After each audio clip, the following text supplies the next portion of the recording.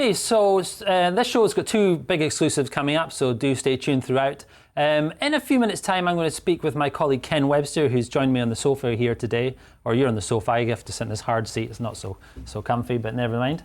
We're going to hear from Ken in just a few minutes, and we're going to talk about some of the challenges that the global economy faces and how digital could play some sort of role in overcoming some of those challenges.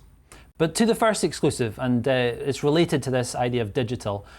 We have produced a video in conjunction with Cranfield University which looks at how digital could be the golden thread that runs through our economy and could help transform it. Let's watch this video.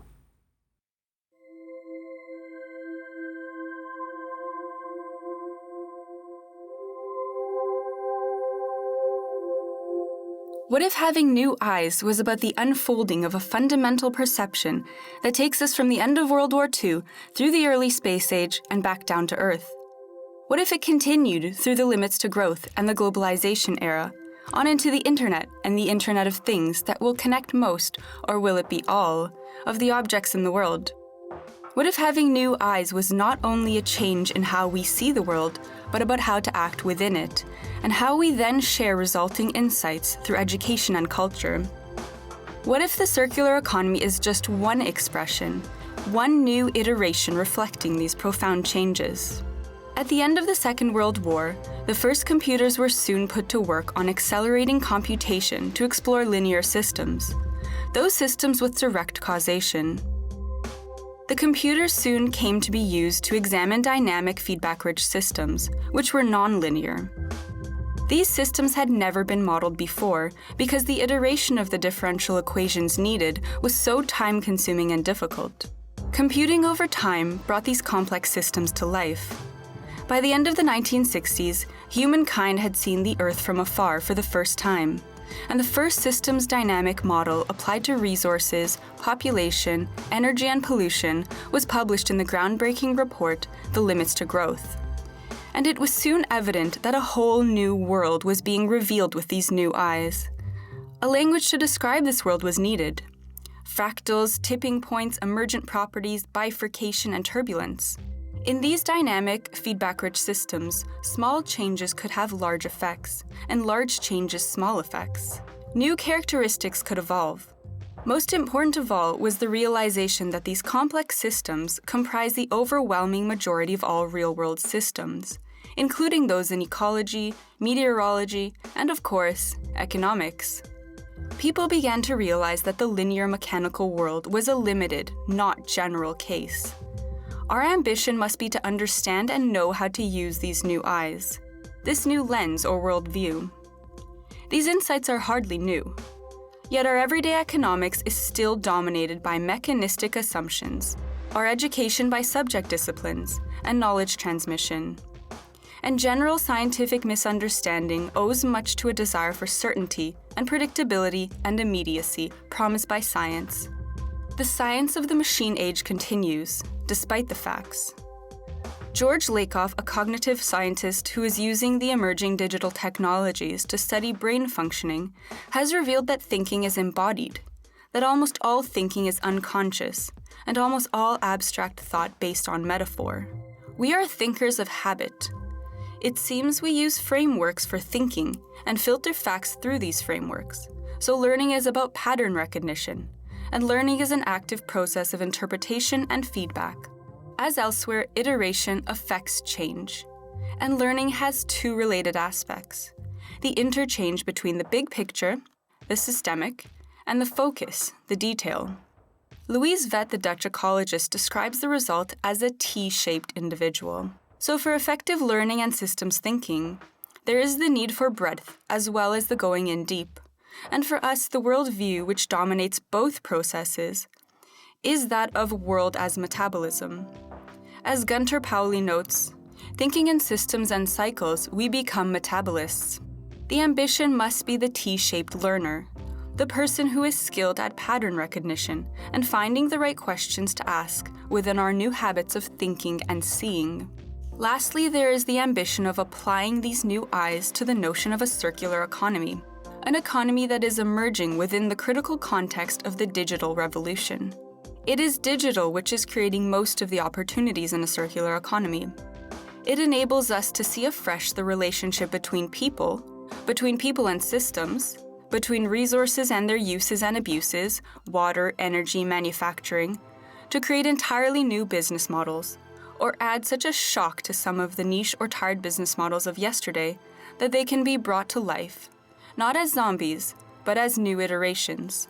There is, courtesy of new digital data streams that track and trace products, machines in use, materials and customer preferences, ever more feedback and potential as time goes on. There is a buzz around online platforms selling products as services, selling performance, selling access to assets. In general, the circular economy is an expression of a feedback-rich economy. It's in the name, derived from the insights, using the insights from aspects of complexity, from complex adaptive systems. Although progress towards a circular economy is everywhere, the linear economy is still entrenched. The learning is therefore also about exploring the rules of the game, the right mix of incentives and enabling system conditions. The circular economy is about stocks as well as flows. It's about all scales, since feedback in these systems is fractal. And it's an economy which can potentially restore and regenerate natural and social capital, so that it goes beyond doing less harm and into a positive reinforcing cycle of development. It is also, like all human systems, uncertain.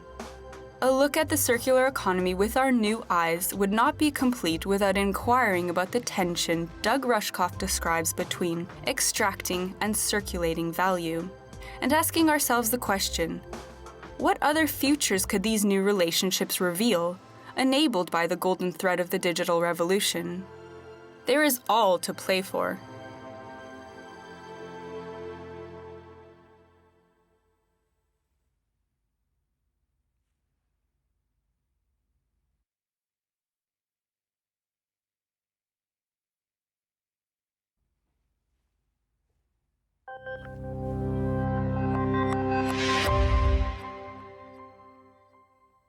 Okay, folks, we're back in the studio, and I forgot to introduce myself earlier. I'm Ken Webster. I'm part of the team here at the Ellen MacArthur Foundation, and we heard a few references there to this idea of a circular economy, which may well be news to you folks, but we're going to hear a little bit more about ideas like that through this session.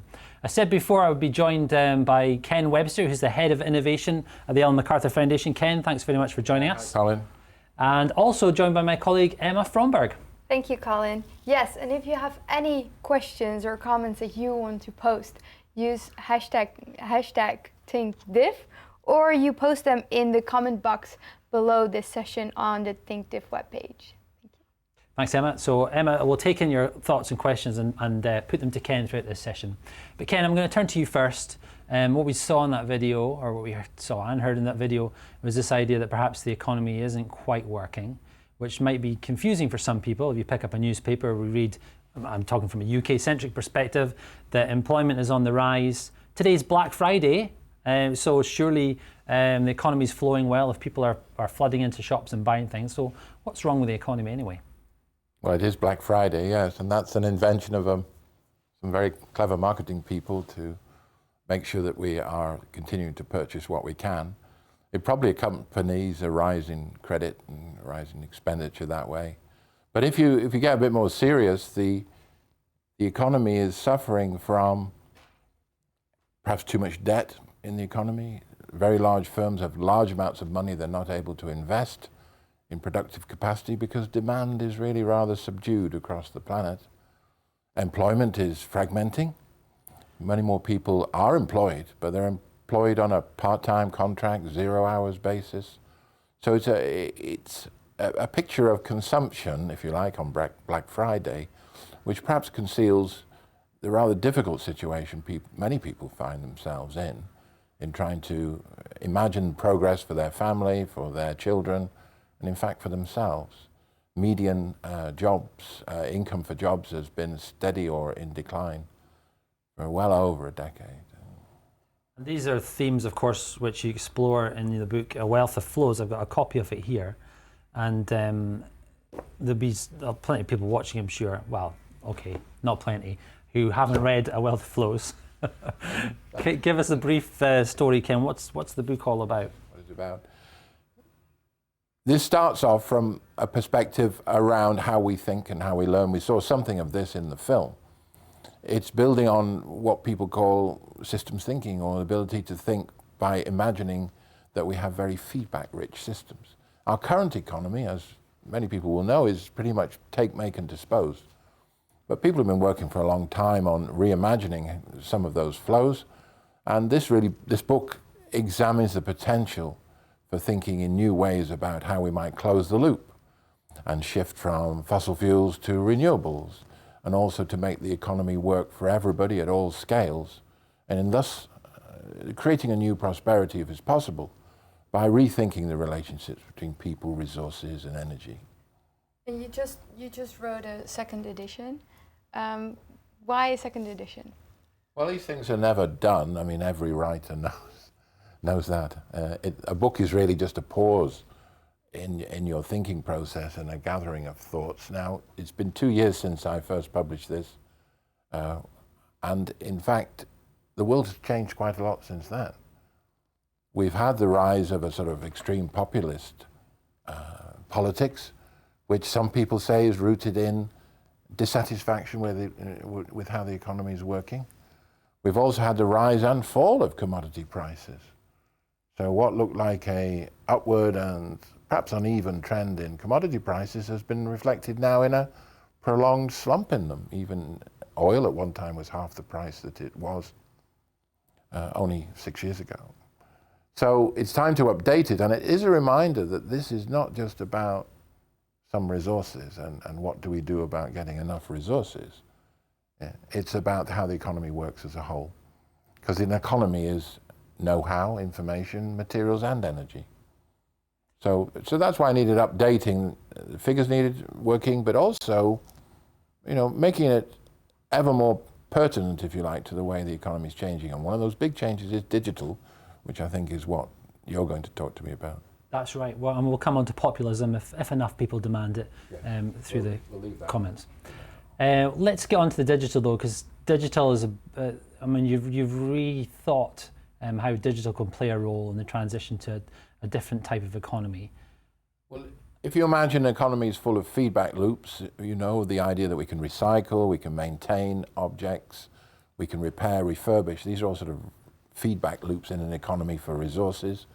And on the biological side, we can make as much use as we can of materials as they degrade and then eventually rebuild the soil. Digital is like a way of energizing all of these feedback loops. We always had these sort of approaches and business models, but now that we can track materials, we can connect objects together, we can see how machines are performing, we can judge the quality of materials, it's sort of suddenly had an electric shock through the feedback loops, which makes them much more exciting for business and as a way of rethinking resource relationships. Just taking one, Barclays Bank reported that by 2030 they expect 40% less sales of new cars in the developed world. Well, why is that? It's because digital has come along, not only in relationship to electric vehicles, but of course autonomous vehicles, peer-to-peer lending, sharing of cars, all sorts of different arrangements, very effective mobility plans in cities. Now, nobody expected that sort of change because they're always sort of suggesting, how do we get people out of their cars? Are we going to force them to do that? No, we're actually going to design a better model where people shift from the ownership of their car to having access, which is cheaper, more convenient, turns the city into a pleasant place to be rather than an obstacle course. Well, hopefully eventually. I'm an optimist on this. So this is Internet of Things, and obviously mobile internet as well is driving a lot of what you've just discussed there. And I was just reflecting on that question Emma put you about why have you updated this. It's only been 2 years. A lot of guests at the DIF have told us how much the world's going to change in the next 5 years. With a quote the other day that 20% of all jobs and within 5 years gone to automation, or rather displaced, perhaps, a better way of putting it. So maybe there'll be a third edition just around the corner. I think there's a period in where you say that's probably what I've got to talk about for the moment, and there's a lot of writing in this area. It's going to be a theme, I think, that many people pick up on, and this was just a stimulus in that arena, if you like. to get things going. Okay, continuing the discussion around digital, and yesterday we had one of our headliners, Douglas Rushkoff, gave a fantastic performance where he talked about a whole range of different matters, but one of the things he talked about was his disappointment with the digital revolution, how he thought it was going to be this really exciting thing that was going to give power to lots of people to create peer-to-peer networks and collaborations in a way that we could reconfigure the economy. But he then talked about how actually that the big business, for want of a better phrase, have taken away a lot of that power, and business as usual has continued. What's your perspective? Because I like to think I'm both interested and okay with the systems notion, I always try and understand that there are, if you like, very efficient, large-scale operations in any system, if you call it that. And there's also the periphery. And the main thing to do, I think, is make sure that we can have both of those. Sometimes it is appropriate for very large organizations to do very large tasks at a global scale. But they will be far outnumbered, one would think, if you used a systemic notion, by the hundreds of thousands of small operations which would use those very same digital tools to help meet their own community's aspirations, to build the economy from the base up, to make it an economy that can work long term. So that's the only worry I have. There is a tension between the hierarchy, I think this is how Paul Mason describes it too, the hierarchy that needs to create price and scarcity to do its job, and the network, which is taking the benefit of digital tools and enabling people to construct their own solutions to their own needs, either cooperatively or even individually.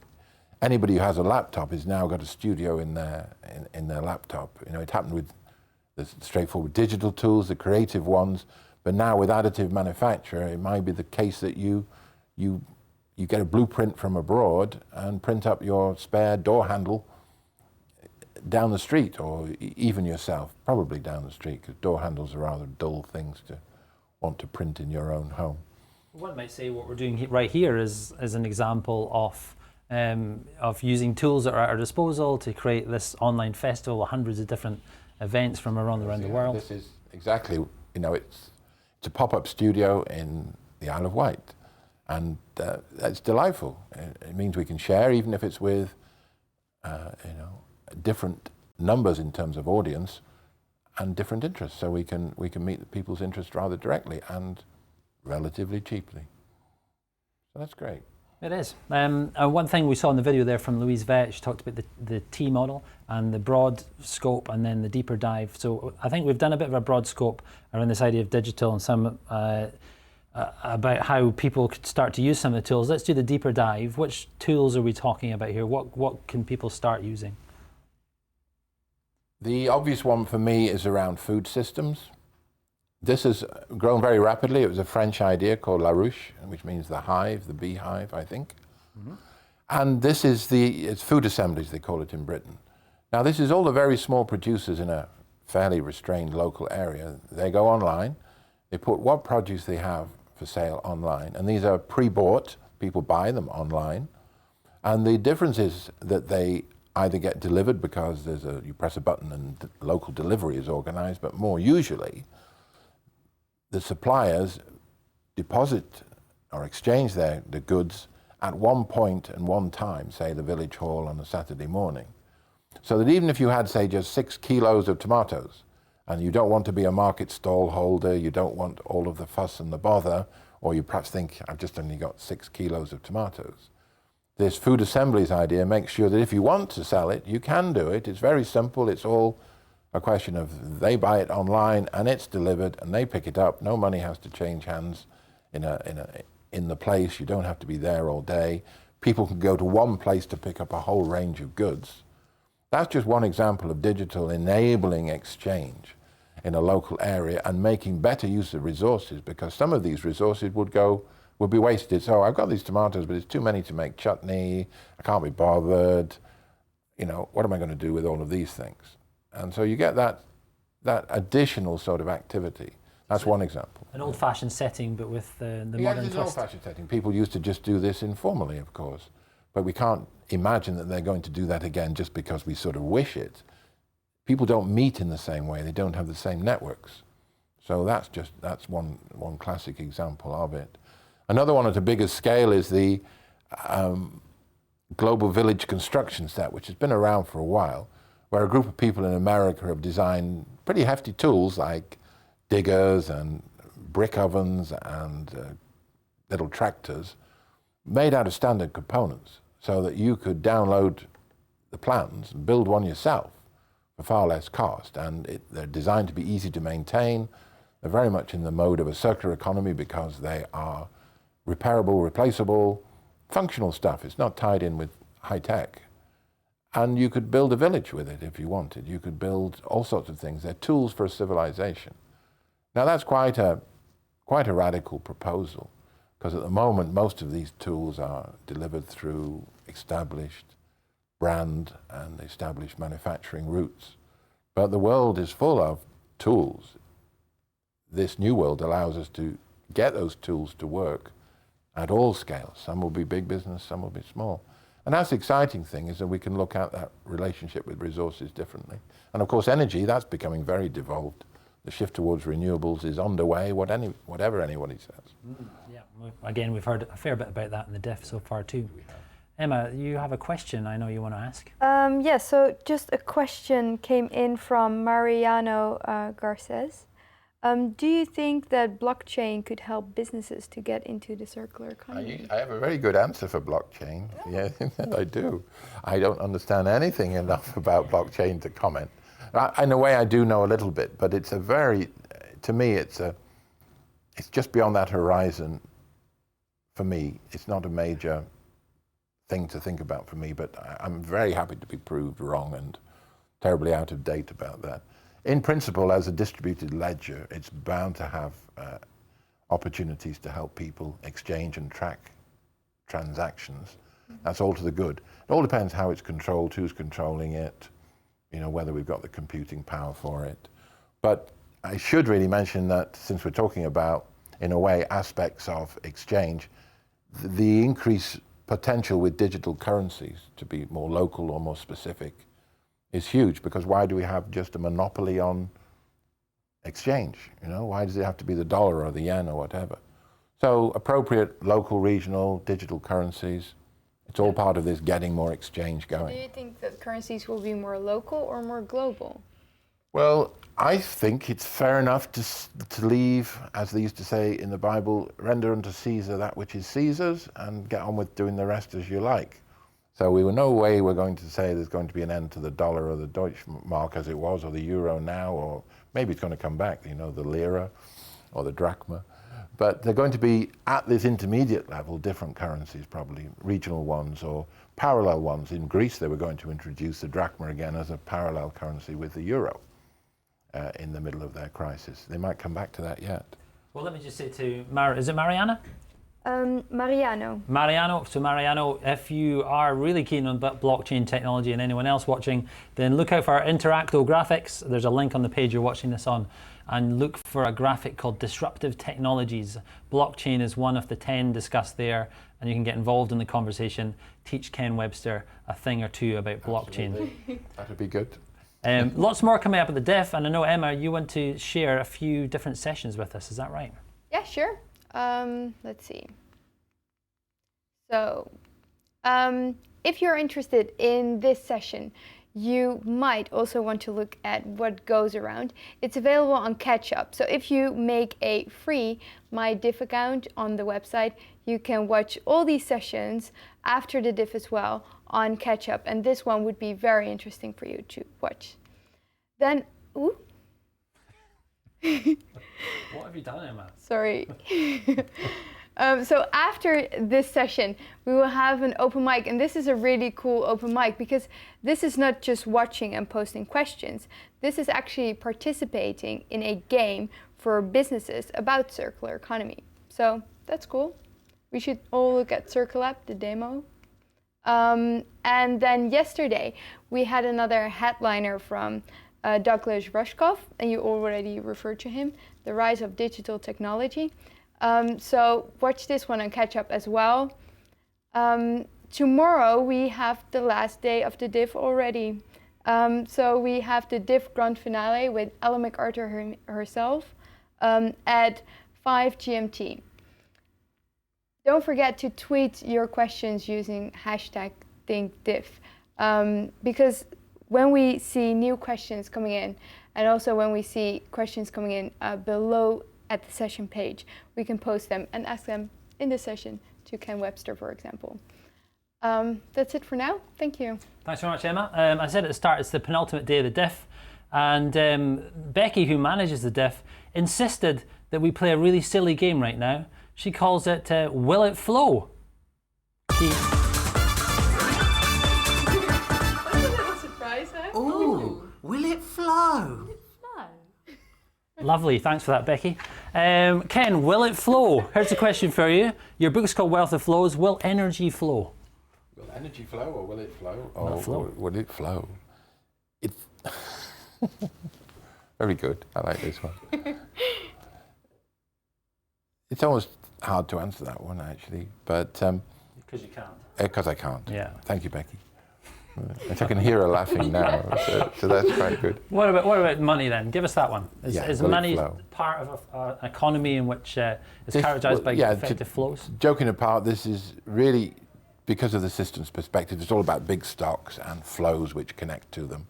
In our current economy, we just run down everything and change it into, we exchange natural capital, social capital, and make it into financial capital, which is reinvested, if we're lucky, back into the system. Now, it doesn't really take much care of natural and social capital. It just assumes we've got endless amounts of that, and also endless places to put the waste, which is not true. So will it flow? Well, it depends if we protect the stocks. If we can make sure the stocks are connected to the flows, we're in business. It can flow and run down. That was probably why I was a little bit puzzled by the question. Yes, we can keep it flowing now, but it'll end up degrading the soils, filling the oceans full of plastic and all the rest of it. So it's a question of having stocks and flows. And will the book flow? It's on a Kindle version today. I think you forgot to mention a little plug there, so I'll give myself one. Coming to it, you're coming to it. It's on a Kindle version today, and I think it will flow more easily there because it is an updated version, bringing you right up to 2016. It's a book for modern times. And to talk about modern times, actually, one of the themes you do touch on in the new version of the book is the theme of populism, and everyone has to talk about populism these days. And can you tell me about populism without using the term post-truth, please? I don't want to hear that. You don't want. You just said it, though, post-truth.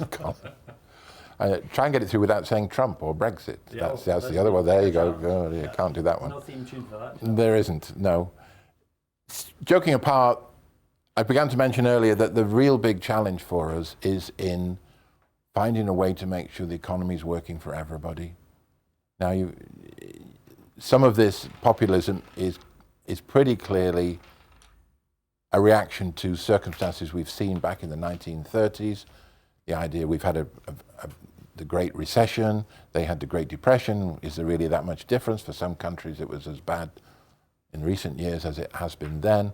And you always get votes for or an insistence on the more extreme parties when there is economic disruption. It's not that they're pointing to that directly, but they're looking for someone to blame for that. And there's a very close link between, if you like, democracy and prosperity. And if we can't create prosperity for most people so that they can say what the future is going to be, or at least they expect it to be better, you get people saying, well, I'm just too anxious, distressed, annoyed. I want somebody to be on my side to just change things. It's almost like, I don't care what the change is, I don't care what they say, as long as it's not like it is now. And in a sense, trying to get through to an economy which would use resources better, which would work better with energy, which would provide more opportunities to exchange and create wealth, is absolutely essential, not just because of resources, but because of democracy. Democracy depends on something like that, and you'd have to say, if not this, then what? It's kind of the opposite of what Marx told us, though, isn't it? That the working class would understand that their role in the system was going to stop them from moving on, and therefore there would be some sort of revolt and overthrow the ruling the ruling classes. But we're not seeing that. We're seeing votes for the elite, really, in society. Well, Marx was relying on there being a large group of what he would call the proletariat, who were basically united in their opposition to the exploitations of capitalism. But we don't have a coherent sense of a working class. Where's that? You know, labour has become more fragmented. And also, perhaps they wanted a lot of the same things that what we would describe as middle class people wanted. Their aspiration shifted. They don't want a socialist revolution. They want some other way of finding their way through, which doesn't insist on them being united by a common cause. They like to be diverse. They like to have their own perspectives on things. It's a sort of me generation, not an us generation. And so you don't get the same sort of politics. In that sense, capital versus labour is an old, dead argument. In that way, it's reformed. We don't know quite how it's reformed, but that won't work as a way either out of this situation or to help us imagine new ones. You can't go back to 1850 for your answers. Sure, I get that. Okay, Ken, I just want to finish off really with a question. Unless we've got something coming in online, Emma, you want to throw at me? So there's one more question coming in. This is a question about what are the first aspects, what are the first steps that we need to take towards a circular economy? Well, in a democratic system, it's really what people would decide they should do, but a few clues might be taken from Walter Stahel, for instance, who says it's pretty pointless taxing people. When we've got so many people struggling for jobs, for work or whatever, why on earth are you taxing them? Tax something that we want to conserve or to make to be used less, such as, you know, non-renewable resources of all kinds. Let's shift the taxes for at least, so then we at least encourage labour to be taken up. And also we do that job of resource protection as we do that. So shifting taxes is probably a number one thing. We've got a 19th century tax system in the 21st century information infrastructure. This doesn't make any sense. I never heard anybody be able to defend it in a coherent way. Oh, it's easy to do. Well, we've got digital. Everything's easy to do in that sense now. Okay, one final point then I want to come to Ken is the Ellen MacArthur Foundation has produced a whole wealth of reports, economic reports, looking at the value of a circular economy from all sorts of different perspectives.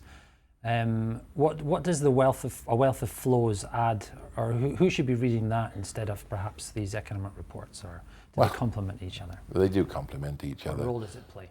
The Wealth of Flows book is an invitation to explore some of the periphery of the current debate, but particularly from a systems perspective. The Ellen MacArthur Foundation is very proud of having a systems perspective on resource issues.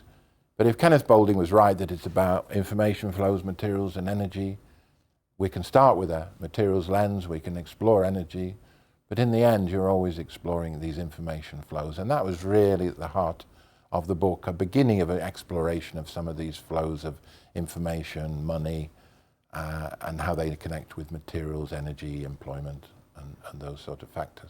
And one might argue, maybe it's not your place to say, too modest and all that, but it's a much more comfortable read for anyone new to the subject about the changing economy than perhaps an economic report could be.